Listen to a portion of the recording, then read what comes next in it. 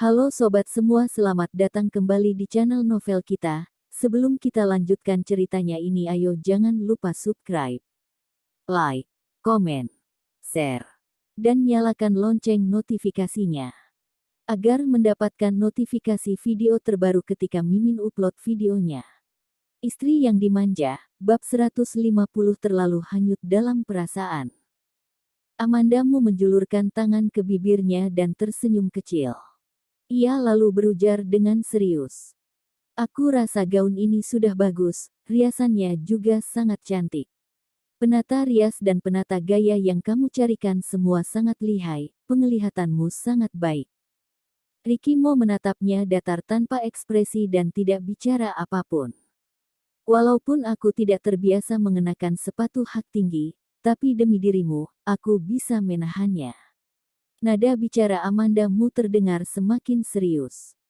Selesai bicara, ia menepuk-nepuk pundak Ricky Mo. Sudah tidak banyak waktu lagi, aku bisa terlambat kalau tidak segera berangkat.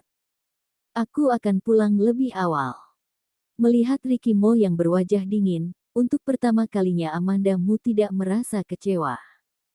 Hatinya justru merasa cukup senang. Tepat pada saat itu, Charles Mo masuk dari luar.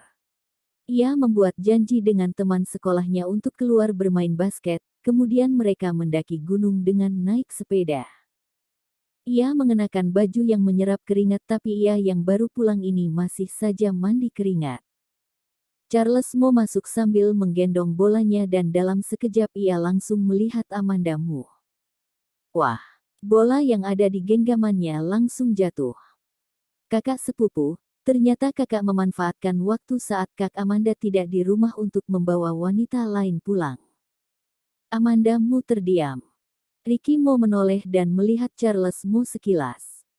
Ia memicingkan matanya dan entah apa yang direnungkannya, tapi itu membuat Charles Mo gemetar.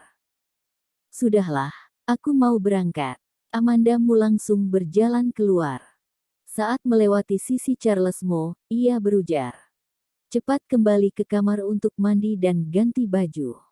Udaranya dingin, jangan sampai flu. Baru pada saat itu Charles Mo menyadarinya. Kak Amanda. Dengan wajah terkejut, ia menatap Amandamu. Mau pergi kemana berdandan secantik ini? Memang anak kecil adalah yang paling jujur. Pergi menghadiri perjamuan malam. Sambil menjawab, Amandamu sambil berjalan keluar. Charles Mo menggaruk-garuk kepalanya. Oh. Ia memutar arah kepalanya dan bertanya pada Ricky Mo. Perjamuan malam yang diadakan paman itu ya? Bukankah sebelumnya kakak sepupu bilang tidak mau hadir? Sekarang malah mau hadir. Raut wajah Ricky Mo terlihat tidak senang. Tidak pergi. Bertahun-tahun lamanya ia terus-menerus menyembunyikan identitasnya adalah demi menyelidiki masalah ibunya.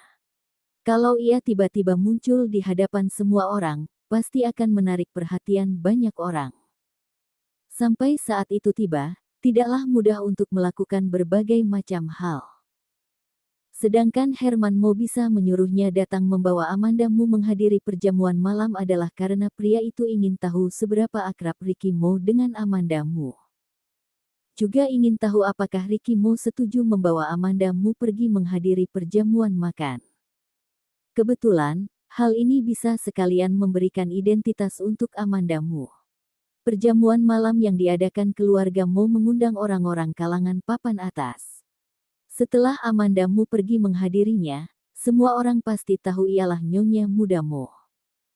Ricky Mo ingin memberikan identitas Nyonya Muda Mo pada Amandamu, tapi dalam hatinya, masalah ibunya jauh lebih penting. Itu adalah kesalahan dan visi yang harus ia tanggung seumur hidupnya. Charles Mo yang tidak tahu betapa banyaknya pikiran yang melintas di benak Ricky Mo pun diam-diam berjalan ke sisi pria itu dan berujar. Kalau begitu, kakak sepupu membiarkan Kak Amanda pergi seorang diri. Aku beritahu, jangankan pria lain. Teman-teman sekelasku semuanya menyukai Kak Amanda yang seperti itu.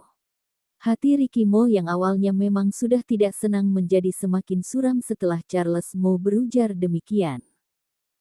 Saat ia melihat wanita itu turun, Ricky Mo sudah tidak ingin Amanda Mu menghadiri perjamuan malam apapun. Ia adalah wanitanya seorang. Ricky Mo juga tahu bahwa ia memiliki sifat posesif yang sangat kuat. Tapi ketika buah pikiran ini terbersit, ia sendiri pun terkejut. Ia boleh tertarik dengan Amanda Mu, ia juga boleh memperlakukannya dengan baik. Tapi ia tidak boleh membiarkan hatinya menjadi leluasa seperti ini. Selain menjadi istrinya, Amanda Mu juga adalah nyonya muda Mo. Ia harus menyelidiki dengan jelas rencana penculikan waktu itu. Ia harus memastikan jalan yang dilalui bukan jalan yang datar. Ia tidak bisa terlalu hanyut dalam perasaan dan menjadi leluasa. Jadi, ia masih membiarkan wanita itu pergi. Kalau begitu, aku juga pergi ke perjamuan malam apa itu. Aku akan membantumu mengawasi Kak Amanda. Tidak perlu. Selesai bicara, Ricky Mo langsung berjalan ke atas tanpa menoleh kembali. Hanya saja, ia baru menaiki 2 anak tangga ketika ia kembali menoleh ke arah penata gaya dan tangannya memberikan sebuah isyarat. Kemampuan mata penata gaya itu sangat hebat. Ia bersama penata rias bersama-sama maju dan menangkap Charles Mo. Mereka hendak melucuti pakaiannya. Sialan, apa yang kalian lakukan? Charles Mo ketakutan melihat mereka. Aku belum dewasa. Apa yang mau kalian lakukan padaku? Mereka sama sekali tidak mempedulikan apa yang Charles Mo katakan. Setelah menanggalkan pakaiannya, mereka mengenakan kemeja padanya serta jas. Sepupu tuan muda, celananya mau dilepaskan sendiri atau mau kami bantu? Pria atau wanita aku tidak sudi. Aku sendiri saja. Charles Mo langsung mengambil celana dan berlari masuk ke kamar. Perjamuan makan malam itu diselenggarakan di sebuah hotel bintang 7. Begitu Amanda Mu turun dari mobil, ia melihat Santo. Saat sebelumnya ia pergi menemui Herman Mo, Santo lah yang menjemputnya sehingga Amanda Mu memiliki sedikit kesan terhadap pria itu. Begitu Santo melihatnya, pria itu melangkah maju selangkah, membungkuk hormat, dan menyapa. Nyonya muda. Santo, jawab Amanda Mu sambil tersenyum. Wajah serius Santo memperlihatkan sebuah ekspresi yang lembut. Ia kembali menegakkan kepala dan melihat ke arah belakang Amanda Mu. Amanda Mu langsung menjelaskan. Hanya aku seorang yang datang. Rick. Belum juga Amanda Mu menyelesaikan kalimatnya, perkataannya dipotong oleh suara seorang remaja yang terdengar tidak asing di telinganya. Masih ada aku. Kak Amanda, tunggu aku. CKIIT. Suara mobil yang direm dengan sangat mendadak terdengar. Donisi yang berdiri di belakang Amanda Mu mengambil satu langkah ke samping untuk menghalangi debu yang berhembus karena mobil yang direm mendadak itu. Charles Mo yang mengenakan satu setel jas yang berpotongan pas di tubuhnya pun melompat turun dari mobil sambil bergaya sok keren. Tapi, ketampanannya itu bahkan tidak bertahan sampai 3 detik karena ia langsung berlari ke pinggir hamparan bunga dan muntah di sana. Huek. Barusan supir itu melesatkan mobilnya dengan sangat cepat seperti terbang. Walaupun Charles Mo pada dasarnya tidak mabuk kendaraan, namun ia akhirnya mabuk juga dengan gaya menyetir seperti itu. Amanda Mu menyuruh Donisi mengambilkan air dari dalam mobil.